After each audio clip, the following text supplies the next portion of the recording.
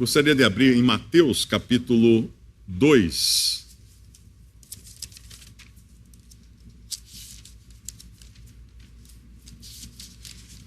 Versículo 1.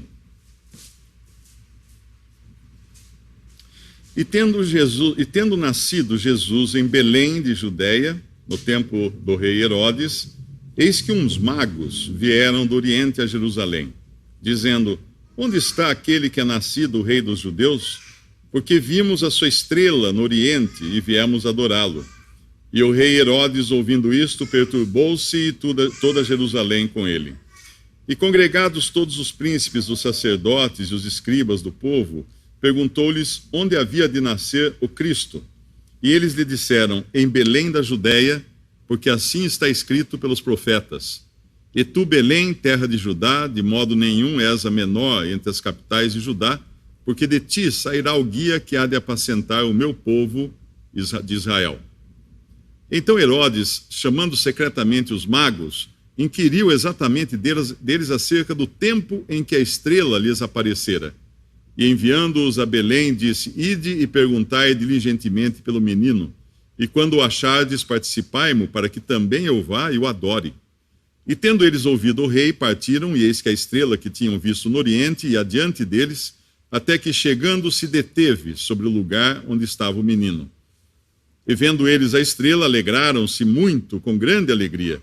E entrando na casa, acharam o menino com Maria sua mãe, e prostrando-se o adoraram, e abrindo seus tesouros lhe ofertaram dádivas, ouro, incenso e mirra.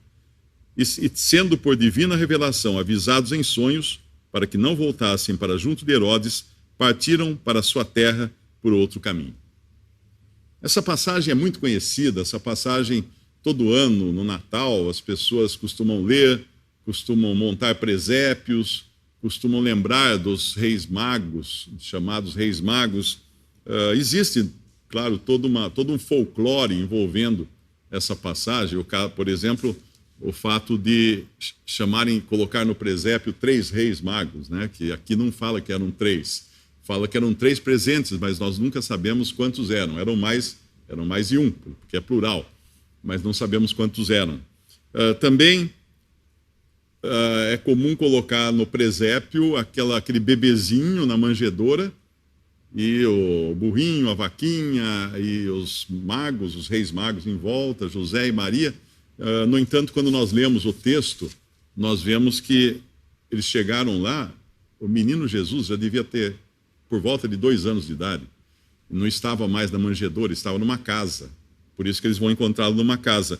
E depois, lendo a continuação, nós vemos que Herodes, irado, querendo destruir aquele que ele achava que era um concorrente, que era o rei de Israel, ele não queria deixar lugar para outro rei, manda matar meninos com idade por volta de 2 anos de idade. Então era essa a idade que o menino Jesus foi encontrado. Mas o ponto aqui do assunto que eu queria trazer hoje não é esse, apenas essas pinceladas para esclarecer essas lendas em torno dos reis magos.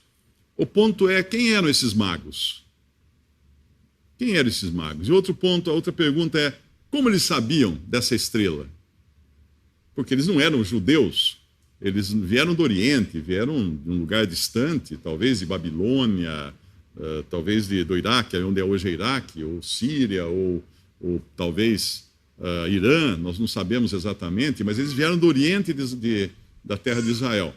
E como eles sabiam dessa estrela e quem eram eles? Primeiro, quem eram eles? Porque nós encontramos na lei, no Antigo Testamento, Deus falando duramente contra magos, contra feiticeiros, contra aqueles que faziam mágica, que faziam feitiçarias, que faziam adivinhações.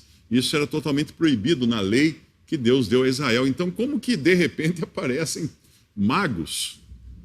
Como aparecem, eu quase falei 3 magos, né? De tamanho costume. Mas como de repente aparecem magos aqui? E parece que está tudo bem, inseridos no Evangelho e vindo buscar adorar o menino Jesus. Bom, eu quando era garoto, meu pai era um leitor, assim, quanto mais. Meu pai lia livros, assinava um clube do livro, chegava, não sei se é um por semana, ou um a cada 2 semanas, um romance, uma ficção, ele lia, devorava tudo. e sempre leu muito e entendia de tudo, todo tipo de assunto, você conversava com ele. Ele assinava Mecânica Popular em espanhol, lia espanhol, e assinava uma revista chamada Seleções do Reader's Digest. Isso durante toda a minha infância e durante toda a minha adolescência, eu lia de capa a capa essa revista, que era muito interessante, tinha artigos interessantes, diversos assuntos, e tinha uma seção no final que era o resumo de livro. Um livro famoso era ali resumido e dava para ler muito bem, dava para entender exatamente o que era o livro. E uma delas, eu me lembro até hoje dessa edição, deve ter sido nos anos 70.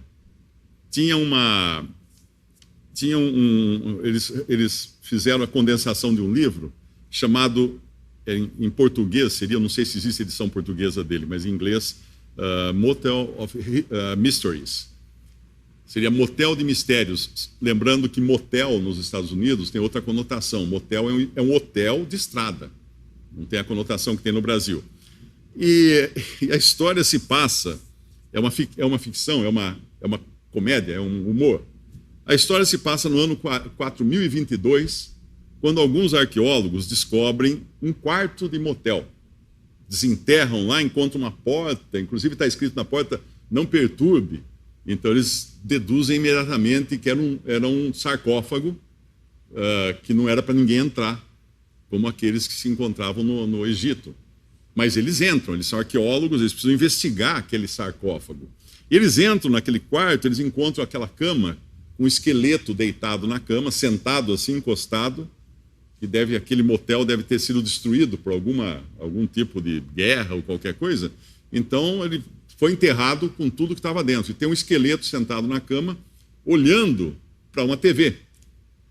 E no banheiro tem outro esqueleto deitado dentro da banheira. E aí os arqueólogos publicam as suas conclusões desse sarcófago que eles encontraram. Então eles dizem que aquela era uma cama sacrificial, onde eram feitos os sacrifícios. Em frente ficava o altar, que eles ficavam olhando para o altar, adorando o Deus deles nesse altar. Na outra câmara desse sarcófago havia um sarcófago, né? Tipo uma tumba de cerâmica, de metal revestido por cerâmica branca, e dentro outro esqueleto que foi sepultado ali. E eles, examinando dentro daquele sarcófago, descobriram que havia um objeto que eles logo perceberam que era para a pessoa colocar no pescoço enquanto fazia as suas orações e os seus sacrifícios, que era o assento da privada. E um outro objeto que tinha uma correntinha que era para pendurar no pescoço, que era a tampinha da pia. E aí eles vão descrevendo todos os objetos do banheiro dentro de uma conotação de um sarcófago de um povo antigo, pagão, ignorante, primitivo. Inclusive, a privada, aquele buraco, era para eles falarem com os mortos. Então, a pessoa baixava lá e clamava, fazia orações, invocações de mortos lá para debaixo da terra, através daquele orifício. O que eles fizeram, na realidade, foi mostrar, eu nunca esqueci essa história, foi mostrar o seguinte: a interpretação de fatos é muito condicionada aos nossos preconceitos, às nossas ideias preconcebidas. Porque eles não faziam ideia que aquele povo não era, quem construiu aquela câmara, aquele sarcófago, não era um povo atrasado, primitivo, um povo ignorante. Eram pessoas modernas nos tempos atuais, eram pessoas modernas. E muito do que nós olhamos, às vezes, das civilizações antigas, nós pensamos que eram atrasados, eram pessoas totalmente brutas, que não entendiam nada. Mas quando você vai buscar, investigar sobre isso, você encontra coisas incríveis. Por exemplo, a Arca de Noé. A Arca de Noé teve uma organização nos Estados Unidos que construiu uma Arca de Noé em tamanho normal. Quem quiser, faz uma busca da Arca de Noé em inglês no YouTube. Tem lá vídeos, documentários, mostrando os aposentos da Arca, o tamanho da Arca, tudo. É incrível, é simplesmente... A minha filha visitou, levou os filhos dela para visitar. É fantástica, porque é um negócio do tamanho de um Titanic, todinho feito de madeira.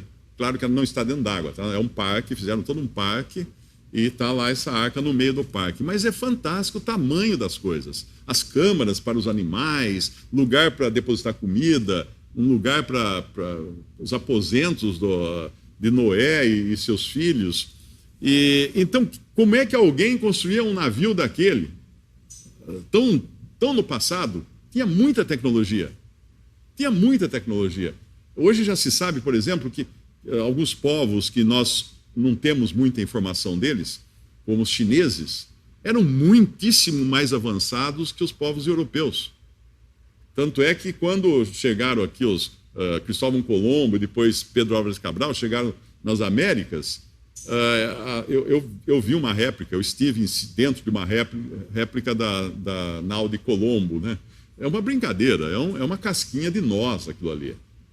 Tinha que ser muito maluco para atravessar o Oceano Atlântico naquela casquinha de nós. No entanto, naquele mesmo ano, 1492, eu creio, havia um navio na China que era do tamanho de um transatlântico moderno, um navio de guerra, que era todinho feito de madeira. Então a tecnologia já existe há muito tempo, os homens já eram inteligentes há muito tempo. Tanto é que a teoria da evolução, ela empaca quando tenta explicar a evolução das línguas, porque as línguas não evoluem, as línguas involuem, as línguas vão cada vez regredindo mais, se tornando piores do que eram no passado. Você pega o grego, por exemplo, era muito mais sofisticada a língua. O hebraico, o aramaico, o sânscrito, eram línguas sofisticadíssimas, que perderam-se com a simplificação e tudo, e hoje nós temos que ler a Bíblia e às vezes recorrer ao grego para entender certos termos, porque na nossa Bíblia colocam tudo com o mesmo nome, mas aquilo no original grego tem diferentes significados. Então, havia sim conhecimento, havia tecnologia. Adão foi criado sabendo falar um idioma. Não sabemos que idioma é esse, mas ele já falava, Eva já falava. Acabaram de dizer que já falavam, conversavam, com o idioma completo, com todos os verbos, substantivos, com tudo. Toda uma estrutura idiomática já estava lá na cabeça de Adão quando ele foi criado. Deus depois iria confundir as línguas, criando novas línguas para os homens, para eles poderem se espalhar pela terra.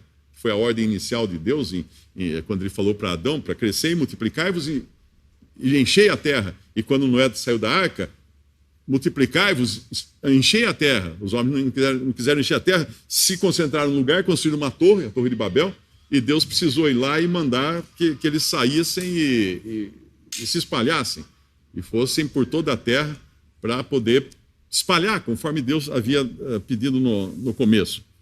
Mas, quando nós, voltando agora ao assunto dos magos, quem eram esses magos, né? Eram homens sábios. A tradução mago atrapalha um pouco, porque, na verdade, a tradução correta seriam sábios. Sábios do Oriente. Sábios do Oriente. Porque naquela época, você tinha, por exemplo, astrologia, tipo horóscopo. Você tinha astronomia. Um astrólogo, ele era um astrônomo. Porque Deus, no princípio, quando colocou os astros no céu, ele colocou como sinais para os homens, para dar direção aos homens. E durante toda a história da humanidade, os homens se guiaram pelas estrelas. E hoje, até hoje, um satélite, quando é mandado para o espaço, ele se localiza pelas estrelas. A gente pode usar o GPS e falar assim, isso aqui é um aparelho que nos dá a nossa localização graças a um satélite que está lá em cima no espaço. Aí a pergunta é, mas como é que o satélite, que GPS que o satélite tem para saber onde ele deve ficar? Que lugarzinho que ele tem que ficar no espaço? Ele também tem todo um sistema de cálculo, de medição pelas estrelas. Você tem, por exemplo, a tecnologia óptica. Muitos museus têm centenas de esferas feitas de cristal polido, que eles não expõem, porque eles não sabem para que serve. Muitas delas foram tiradas de olhos de divindades antigas.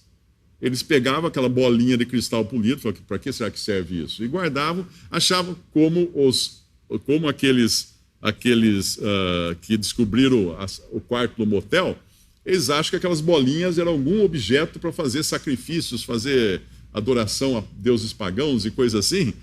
E, na verdade, eram instrumentos ópticos. Hoje já se sabe que os antigos tinham lentes, faziam lentes polidas de cristal, poliam o cristal até transformar em lentes, porque eles tinham capacidade de observar os céus. Senão, como que eles iam ter, como eles teriam descoberto os planetas que descobriram antes da invenção oficial, né, vamos chamar assim, do telescópio? Eles descobriram, eles tinham também equipamentos para poder. Toda a localização, toda a plotagem das pirâmides é feita com base em cálculos estelares, que só pessoas com capacidade muito grande intelectual e também com equipamentos equivalentes até equipamentos modernos de medição de distâncias e tudo mais poderiam ter feito. Então eles tinham uma tecnologia fantástica. Eu até li um artigo que os babilônicos já sabiam que Saturno tinha anéis, mas ninguém consegue, a pessoa talvez consiga descobrir que uma determinada estrelinha lá é Saturno, mas com o olho nu não dá para ver anéis. Você teria que ter um telescópio. Teria que ter um telescópio. Existem equipamentos em museus, existe uma bateria de 2000 anos, uma bateria com pilha de 2000 anos, que ninguém sabe para que servia isso. Para que servia 2000 anos? Ninguém tinha radinho, ninguém tinha nada, rádio a pilha, mas tinha lá uma bateria que funcionava. Se eles colocassem suco de limão dentro e com os terminais que eram os metais corretos para criar uma bateria com suco de limão, que a gente fazia na escola, ela funcionava, podia até acender fogo, criar faísca para acender fogo. Então, entender que no passado havia muita inteligência, muita tecnologia, muita sabedoria. Então, esses magos eram os cientistas da época. Eram os sábios da época. Só que, na época, um mago, um cientista, ele tinha um cabedal enorme de conhecimento, não apenas de astronomia, mas de medicina, de remédios, de química, de botânica. Um dos livros que tinha em casa era uma coleção de Tesouro da Juventude. Eu não sei onde foi parar, eu acho que deve estar com os meus sobrinhos, o Tesouro da Juventude, ou com a minha irmã. Eu devorei essa coleção, era de 1955. E a tabela periódica, em 1955, era uma piada. A tabela periódica dos elementos químicos era uma piada perto do que hoje é a tabela periódica, porque muitas coisas foram descobertas recentemente. Então, é uma audácia muito grande os homens se acharem inteligentes, acharem que evoluíram. Não, ninguém evoluiu. O homem já foi criado integral, com todas as suas capacidades. Ele não passou por fases. Mas os homens da caverna... Bom, se você vai na Austrália, quando os primeiros britânicos começaram a se mudar para a Austrália, a Austrália, na verdade, era uma ilha-prisão. Mandaram os bandidos para a Austrália. A Austrália é colonizada por prisioneiros da Inglaterra que eram mandados para lá. E quando chegaram lá, descobriram que havia lá homens da caverna, os aborígenes australianos, que tinham os rostos diferentes completamente dos ingleses, mas tanto é que hoje tem cientistas dentre os aborígenes. Eles só estavam isolados e não tiveram comunicação, por isso que não tinham certas coisas que os britânicos tinham. Então, esses magos eram homens sábios da sua época. Quando nós vamos lá em Daniel, capítulo 5, e aqui é importante ver isso, porque nos ajuda a entender que Daniel também era um mago. O livro de Daniel, capítulo 5,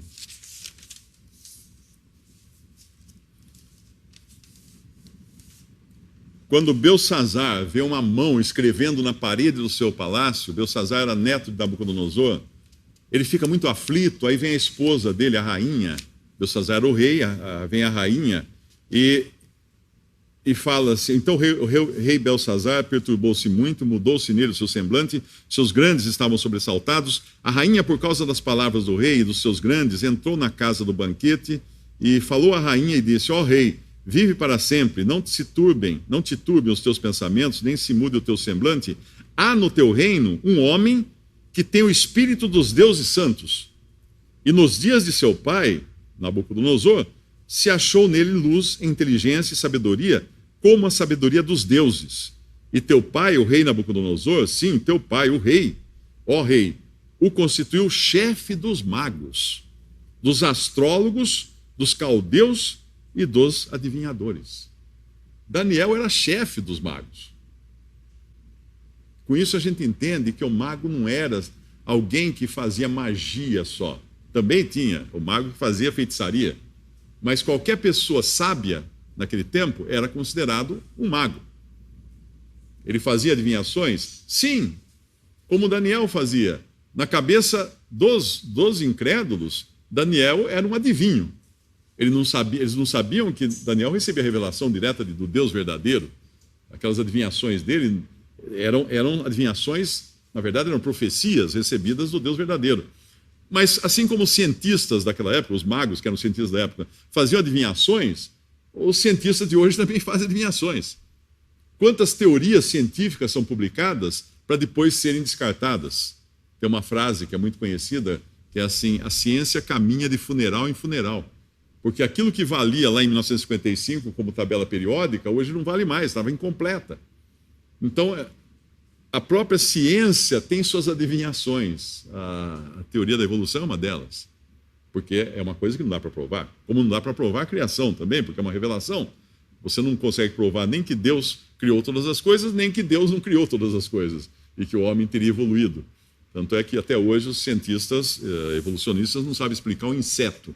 Porque o inseto, existem insetos conservados em âmbar, conservados em cinza vulcânica, conservados em alcatrão, mas eles são insetos. Eles estão lá milhares de anos, talvez milhões de anos, presos lá, mas são os mesmos insetos que existiriam hoje, porque não evoluíram coisa nenhuma. Mas vamos voltar ao nosso assunto. Então, entendemos quem eram os magos. Agora, que estrela era essa? Que estrela era essa? Lá em Números, capítulo 22, nós vamos conhecer um mago. Só que esse não era um mago como Daniel, que era um profeta de Deus, um servo de Deus. No capítulo 22 de Números, nós vamos conhecer um outro mago, ou um outro cientista, um outro adivinhador da sua época, ou visto como, enxergado como adivinhador por todas as pessoas, chamado Balaão. Em Números capítulo 22, nós encontramos a história de Balaão. A história de Balaão é bem longa, então não caberia aqui ler todos os capítulos 22, 23, 24, 25, onde conta toda a história de Balaão. Então eu vou tentar resumir a história de Balaão. Havia um rei Balaque, e se vocês quiserem conhecer a aparência do rei Balaque, pesquisem no Google, digitem no Google Balaque, e vocês vão descobrir que ele é muito parecido comigo. Porque, na realidade, o Google, quando coloca alguma informação, ele pega uma foto do Balaque, ou de Moisés, ou de qualquer outro, e como não existe, claro, foto de Balaque, né, de verdade, ele acaba pegando fotos de novela, de filme, e por alguma razão eu devo ter falado sobre Balaque em alguns dos meus vídeos, e tem meu retrato lá como sendo o Balaque. Até que ele é bem parecido comigo, o Balaque, era muito parecido, bem simpático o rei Balaque. Balaque era o rei dos Moabitas, era o rei dos Moabitas, e ele estava preocupadíssimo porque Israel estava chegando, e todas as notícias que ele tinha é que onde Israel passava, ele exterminava todo mundo. E os Moabitas tinham enganado Israel um tempo antes, e agora eles iam ter a lição deles, eles iam ser castigados pelo povo de Israel. Então, no capítulo 22, versículo 5, ele enviou mensageiros a Balaão, filho de Beor, a Petor, que está junto ao rio, na terra dos filhos do seu povo, a chamá-lo, dizendo: eis que um povo saiu do Egito, eis que cobre a face da terra, e parado está defronte de mim. Vem, pois, agora, rogo-te, amaldiçoa-me este povo, pois mais poderoso é do que eu, para ver se eu poderei ferir e o lançarei fora da terra. Porque eu sei, a quem tu abençoares será abençoado, e a quem tu amaldiçoares será amaldiçoado. Então, ele mandou seus anciãos, os seus secretários, os seus ministros, buscar Balaão. E eles levaram muitos presentes, muito pagamento, porque Balaão era um feiticeiro, era um cientista, um mago, um sábio da época, um feiticeiro, um adivinhador, tudo isso no pacote dos que eram considerados magos ou cientistas ou sábios da época. E Ele chega a Balaão, transmite a mensagem, e Balaão lhes disse: passai aqui esta noite e vos trarei a resposta, como Jeová me falar. Então os príncipes dos moabitas ficaram com Balaão. Balaão, na realidade, não invocava o Deus de Israel. Ele fazia de conta, porque ele invocava os demônios. Assim como em qualquer sessão espírita, em qualquer sessão que se invoca supostamente pessoas mortas, quem atende o telefone são demônios. Demônios com 6.000 anos de experiência em enganar os homens. Então eles atendem o chamado e dá aquilo que a pessoa está querendo ouvir. Aí está tudo bonito, a pessoa que morreu está num lugar melhor, etc. e tal. Mas são demônios. A Bíblia mostra que são demônios. E ele era um invocador de demônios. Mas para impressionar o seu cliente aqui, ele fala: eu vou invocar Jeová. Eu vou invocar Jeová. Só que o problema que ele tem agora é que o Senhor Jeová realmente aparece para ele, fala com ele. Ele não esperava por essa. Ele discou um número e quem atendeu era outro. Era outro. Porque o Senhor tinha muito interesse no seu povo. Ele não queria de maneira alguma que o seu povo fosse amaldiçoado. E veio Deus a Balaão. Na realidade é Elohim que vem a Balaão. Elohim é Pai, Filho e Espírito Santo. Elohim é uma palavra plural, é Deus no plural. Deus é um. Mas quando fala Elohim é porque são as três pessoas da Trindade. E veio Elohim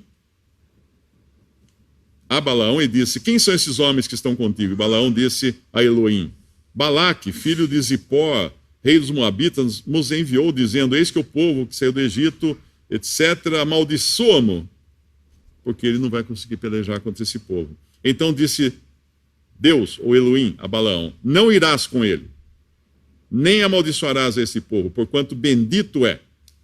E Balaão volta, então, na manhã seguinte e fala, explica para os príncipes que ele não vai. Ele não vai poder fazer esse serviço dessa vez. O que Balaque fica sabendo disso? Manda príncipes mais importantes, mais nobres, ainda com presentes mais caros ainda, para ver se convence Balaão. E quando eles vão, o Senhor acaba dizendo para Balaão: agora vai com eles. E ele vai, e chega lá na terra dos Moabitas, oferece sacrifícios e tudo mais, e recebe então revelações de Deus, o Deus verdadeiro.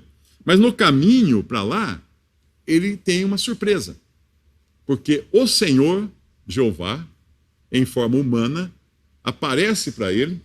Isso está no capítulo 22, no versículo 21. Então Balaão levantou-se pela manhã, albardou a sua jumenta e foi-se com os príncipes de Moabe. Agora ele aceitou o convite para ir lá. Isso aqui é o que nós chamamos de vontade permissiva de Deus. Você tem uma vontade de Deus quando ele fala assim: não vá. Aí você insiste. Ele fala: vá. É como uma criança que eu sempre me lembro dos meus filhos, às vezes tinha essa experiência, né? Não põe a mão aí que está quente. Aí ele olhava assim e punha. Aí dava um grito, chorava e tudo mais, quer passar pomada no dedo. O que era aquilo? Não obedeceu a primeira ordem, então o pai fala assim: então vai, faz para você ver o que vai acontecer. E Deus falou isso para Moabe, para Balaão. E Balaão foi, e a ira de Deus acendeu-se, a ira de Elohim acendeu-se, porque ele ia.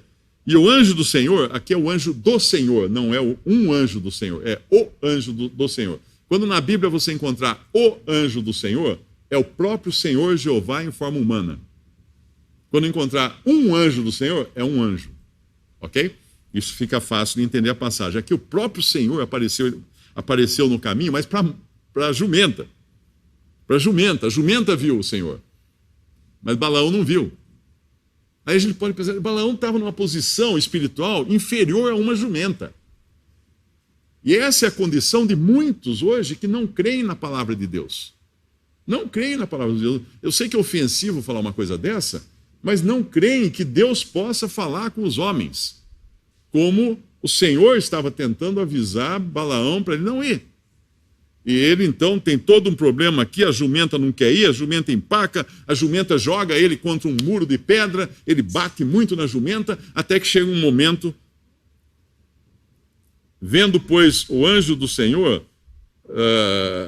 vendo a jumenta, o anjo do Senhor, apertou-se contra a parede, apertou contra a parede o pé de Balaão, pelo que tornou a espancá-la. Então o anjo do Senhor passou mais adiante, se pôs num lugar estreito, onde não havia caminho para se desviar, nem para a direita, nem para a esquerda, e vendo a jumenta, o anjo do Senhor deitou-se debaixo de Balaão. A ira de Balaão acendeu-se, espancou a jumenta com o bordão. Então o Senhor abriu a boca da jumenta, a qual disse a Balaão: que te fiz eu que me espancasse essas 3 vezes? E Balaão disse à jumenta: porque zombasse de mim, oxalá tivera eu uma espada na mão, porque agora te mataria. E a jumenta disse a Balaão: porventura não sou eu tua jumenta, em que cavalgasse desde o tempo que eu fui até hoje? Costumei alguma vez fazer isso assim contigo? Ele respondeu: não.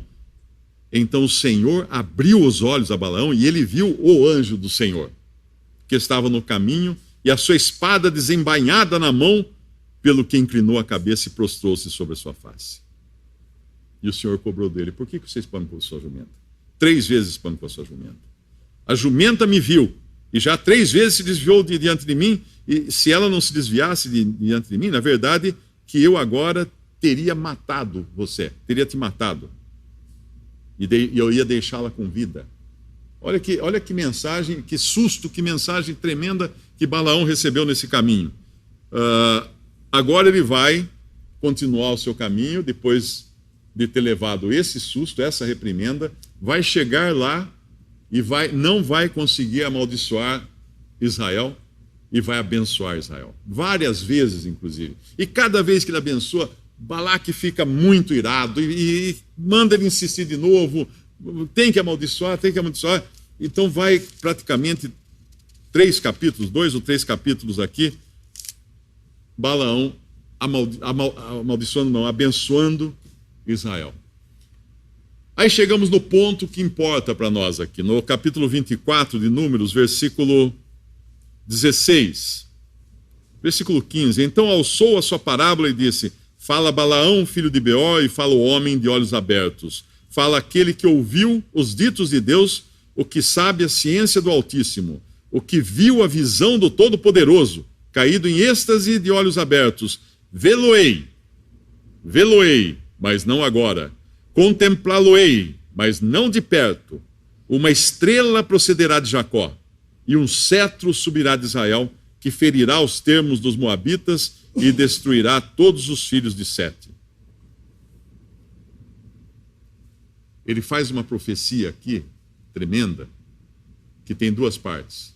Primeiro ele fala: vê-lo-ei, verei o Senhor. Verei o Senhor, não agora. Contemplarei o Senhor, mas não de perto. Por quê? Porque ele sabia que ele ia ser condenado. Ele não ia ter proximidade de Cristo, jamais. Mas ele era obrigado agora a fazer essa profecia, e ela tem 2 partes. Uma estrela procederá de Jacó, e um cetro subirá de Israel. A estrela nos fala de um guia, porque Deus, lá em Gênesis, no primeiro capítulo de Gênesis, Deus criou as estrelas no céu para servirem de guias para os homens. Então, muitas vezes na Bíblia, estrelas são usadas como simbologia para guias espirituais, tipo anjos, são também chamados de estrelas, e para Cristo, que além de ser identificado como uma estrela, é chamado também de sol da justiça, porque as estrelas, a lua e o sol, são os astros que Deus deu para guiar o homem. Então essa estrela aqui é a estrela. A estrela que iria indicar realmente que o rei de Israel estaria vindo. E esse rei, aí o cetro se levantará, subirá de Israel. O cetro é um bastão de governo. Então, 2 partes. Primeiro, viria essa estrela. Depois viria o cetro. Cristo iria reinar. O Messias prometido a Israel seria avisado que ele chegaria. E depois o Messias e rei de Israel reinaria e exterminaria seus inimigos, inclusive os moabitas. Depois Balaão, ele vai acabar morto no capítulo 13 de Josué, do livro de Josué, ele é morto. mas não sem antes causar muito problema para Israel. Porque depois disso aqui, ele foi e começou a insistir para os israelitas tomarem mulheres dos povos pagãos para corrompê-las, para se prostituírem com elas e se prostituírem também espiritualmente, idolatrando, adorando ídolos pagãos. Então ele fez uma confusão, ele trabalhou para tentar destruir Israel por dentro.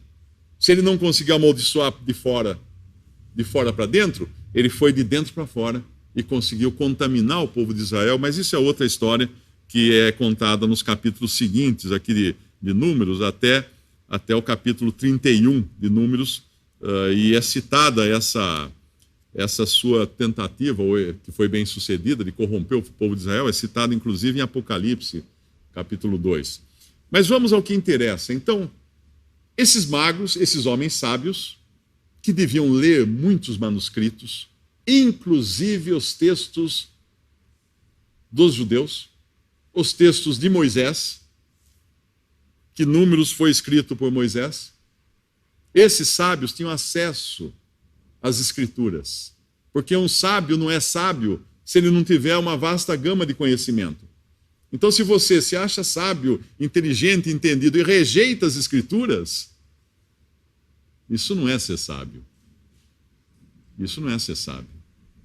Porque as escrituras naquele tempo faziam parte da biblioteca dos homens sábios. Tanto é que quando a gente vai, depois de milhares de anos lá na frente, nos evangelhos, nós vamos encontrar esses magos ou sábios do Oriente, sabendo a história toda de Balaão. E sabendo que uma estrela seria mostrada para indicar a vinda, a chegada do rei de Israel.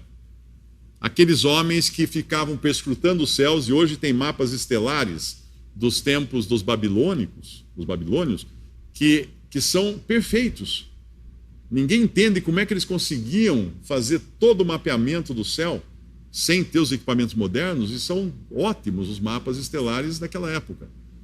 E esses homens viviam olhando para os céus e para as estrelas. De repente aparece uma estrela lá que não está no mapa. Não está no mapa, não está no programa. Aí eles se lembram de Balaão, eles se lembram da profecia de Balaão, o rei de Israel. Vamos seguir aonde essa estrela levar. E eles começam a ir, a estrela vai na frente deles até chegar lá em Israel. Deus guia as pessoas que não se deixem cegar pelo orgulho humano. Ele quer mostrar a você o caminho da salvação. Ele quer mostrar onde está Cristo Jesus, quem é Cristo Jesus, quem é o Salvador. Mas isso só aqueles que estiverem os olhos abertos, não os olhos bem abertos como Balaão, que ficou sabendo tudo aquilo, mas na realidade era um homem ímpio que só queria mesmo brigar com Deus. Você já tentou brigar com Deus? Esse era Balaão. Aí nós vamos em João capítulo 5 e vamos encontrar homens religiosos da época de Jesus que rejeitavam, embora eles conhecessem as escrituras de trás para frente, eles rejeitavam o conhecimento que Deus colocava bem diante do nariz deles. Capítulo 5 de João, versículo 37 diz assim: E o Pai que me enviou, ele está falando aqui com os judeus religiosos, os mestres da lei, os escribas, os sacerdotes, os fariseus. E o Pai que me enviou, ele mesmo testificou de mim. Vós nunca ouvistes a sua voz, nem vistes o seu parecer. E a sua palavra não permanece em vós, porque naquele que ele enviou, não credes vós. Eles estavam com a estrela na frente deles. Nós chamamos de estrelas do cinema, estrelas da música, e a única estrela verdadeira mesmo é a estrela da salvação, é Cristo Jesus. Estava na frente deles.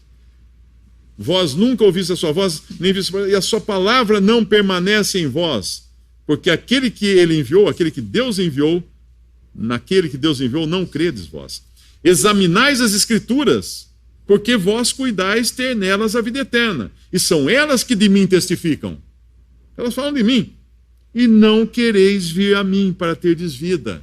Ah, que vergonhoso para aqueles homens religiosos judeus que não queriam e examinavam as escrituras que falavam do Messias, do rei de Israel, do Salvador, e não queriam ir a ele. E de repente homens sábios do Oriente fazem uma viagem que levou talvez 2 anos a pé para chegar lá em Israel, porque queriam conhecer o rei de Israel, o Messias que havia sido prometido. Olha que disparate uma coisa dessas. O que você faz com o conhecimento de que Cristo Jesus veio ao mundo salvar pecadores? O que você faz? Você é aquele que está ali acomodado, com todo esse conhecimento na sua frente, todos os dias escutando que Jesus Cristo morreu na cruz para salvar você? Ou você é aqueles que saem do Oriente e viajam direto, dias e dias, para poder se encontrar com o Salvador do mundo? Eu nunca me esqueço, de uma vez me contaram de um irmão que mora nas montanhas da Bolívia, e todos os domingos ele acorda de madrugada, no meio da noite, caminha 4 horas a pé pelos caminhos das montanhas, para chegar numa assembleia que os irmãos estão reunidos para partir o pão, e ele vai lá participar da ceia do Senhor. Depois tem mais 4 horas a pé para voltar para o povoado dele no meio das montanhas. Isso é querer conhecer o Senhor, isso é querer adorar o Senhor Jesus, isso é ter a certeza da sua salvação. Agora ele faz isso por quê? Porque fazendo assim, andando bastante, ele vai ser salvo, como andam esses na estrada, esses andarilhos com uma cruz nas costas, indo para a Aparecida do Norte? Não! O Evangelho não é uma lista de regras e de coisas, de sofrimentos que você deve cumprir para merecer a salvação. O Evangelho é a boa nova, a boa notícia de que Cristo cumpriu tudo o que precisava ser feito para dar a salvação de graça para qualquer pecador arrependido que chegue até ele e simplesmente fala: Senhor, me salva. Me salva. Quando aquele centurião que queria se suicidar ali, depois que ele viu que os seus presos talvez tivessem escapado, inclusive Paulo e Silas, ele pergunta para Paulo e Silas: senhores, o que eu devo fazer para ser salvo? E Paulo e Silas respondem: crê no Senhor Jesus e será salvo, tu e tua casa. Ele podia ter falado assim: mas só isso? Só isso não. Isso foi o maior custo do mundo, a obra mais cara do mundo. Porque o sangue do Filho de Deus foi derramado na cruz para salvar quem? Pessoas boas? Não, pessoas pecadoras.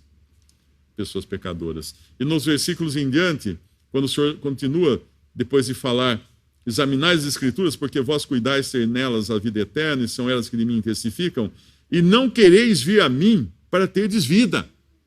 Não quereis vir a mim para terdes vida. Aqueles homens vieram do Oriente para buscar esse Salvador, esse Cristo, quando ele nasceu no mundo. E esses homens aqui, no bem bom ali, pertinho, não querem ir a Jesus, que está na frente dele, para terem vida. E não recebo glória dos homens, diz o Senhor Jesus para eles. Mas bem vos conheço, que não tendes em vós o amor de Deus. Eu vim em nome de meu Pai, e não me aceitais. Se outro vier em seu próprio nome, a esse aceitareis. Ele já dava aqui uma profecia que no futuro virá o anticristo, que será aceito por Israel. Será aceito por Israel. Não por todos. Vai ter um pequeno remanescente que vai crer em Cristo e não vai aceitar o anticristo. Mas a grande massa da população, tanto de judeus como de gentios, irá receber de braços abertos o anticristo, que virá em seu próprio nome. Mas esse que veio, enviado pelo Pai, em nome do Pai, eles não quiseram.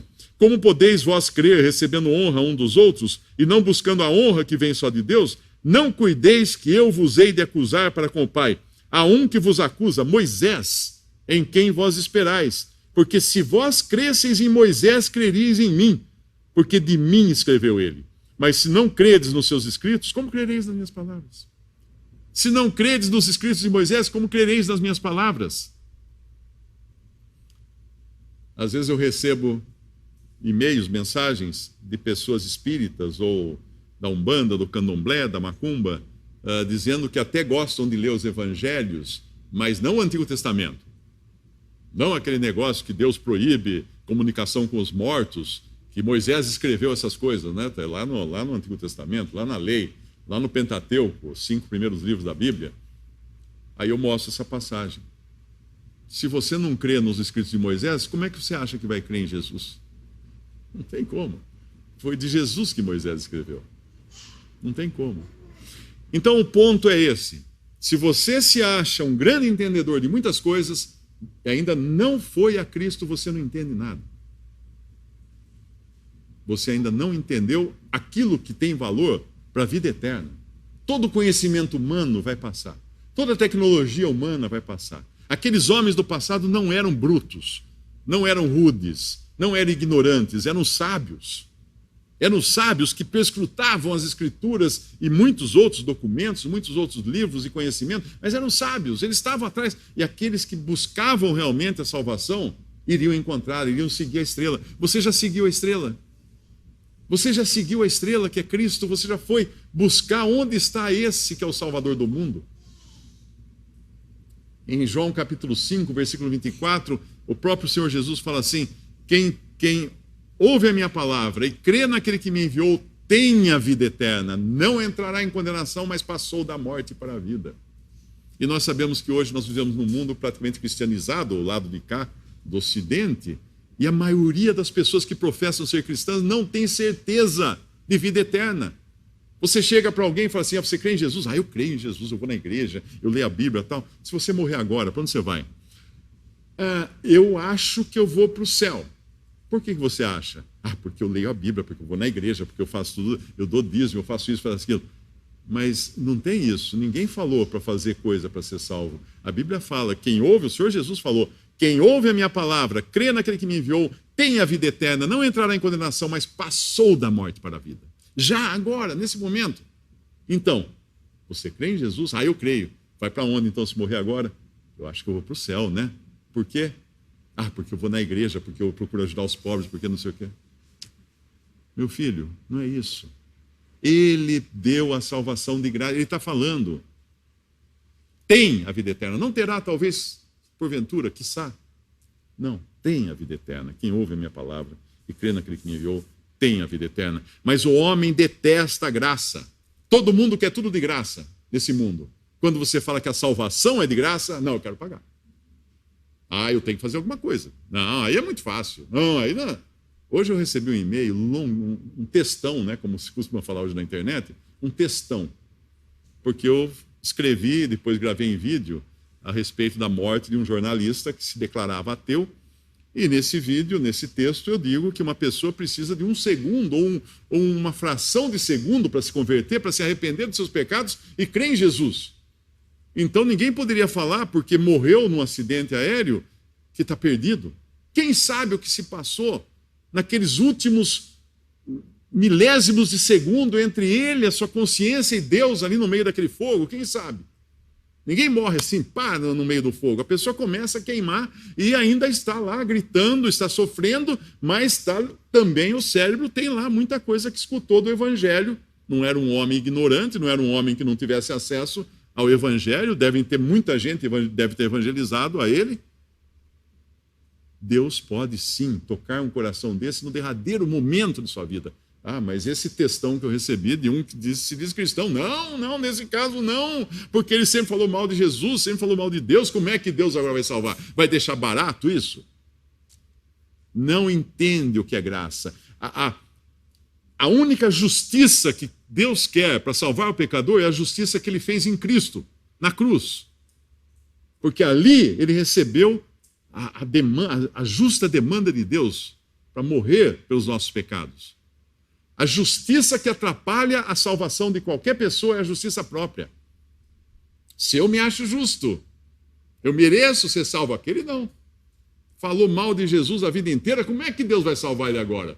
Eu sim.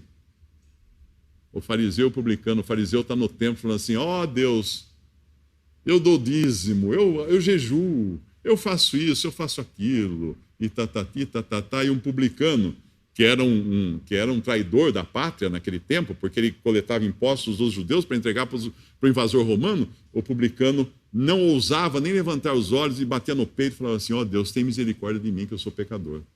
E o Senhor Jesus fala: esse foi justificado. Não aquele. Por quê? Porque aquele tem justiça própria. Você não vai poder ser justificado por Cristo se você tem a sua própria justiça. e vai levá-la para o lago de fogo, para a condenação eterna. Então, creia em Jesus, aceite que Deus já indicou o caminho, Deus já deu a estrela, Deus já mostrou, e essa estrela que é seguida até pelos mais improváveis, como aqueles magos do Oriente, ou qualquer pessoa que passou uma vida dissoluta e no último segundo da sua vida crê no Salvador. Sim, será salvo. Se ele creu no Salvador, será salvo. E aquele que passou a vida inteira numa igreja, a Bíblia do braço, cantando, louvando, fazendo isso, fazendo aquilo, falando, ó Senhor, em teu nome expulsei demônios, em teu nome fiz maravilhas, em teu nome profetizei. E o Senhor vai falar para ele em Mateus capítulo 7, nunca vos conheci, apartai-vos de mim, nunca vos conheci. Isso é o religioso. Deus não vai salvar religiosos, Deus vai salvar pecadores arrependidos que creem em Jesus como Salvador. Espero que você seja um deles. Vamos dar graças a Deus. Nosso Deus e nosso Pai, nós te agradecemos, ó Pai, por esta mensagem de salvação. Agradecemos pela graça que não espera nada do homem pecador, mas quer dar a salvação sem merecimento. A graça que é perdão sem que o homem mereça. Obrigado, Pai, por esse evangelho. Obrigado por essas boas novas, essa boa notícia. Obrigado, Pai, porque Tu queres libertar pecadores de seus pecados, do domínio do diabo, para transportá-los para o reino do Filho do Teu amor. Nós damos graças, Pai, pedimos pelas pessoas que ouviram esta mensagem. Tu conheces o coração de cada uma e Tu possas convertê-las, Pai. E se elas já conhecem a Cristo, Tu possas dar a certeza da salvação eterna para que elas saibam efetivamente que jamais podem perder aquilo que elas mesmas não conquistaram por esforço próprio, mas foi recebido por graça de Deus. Pedimos isso e agradecemos em nome de nosso Senhor e Salvador Jesus. Amém.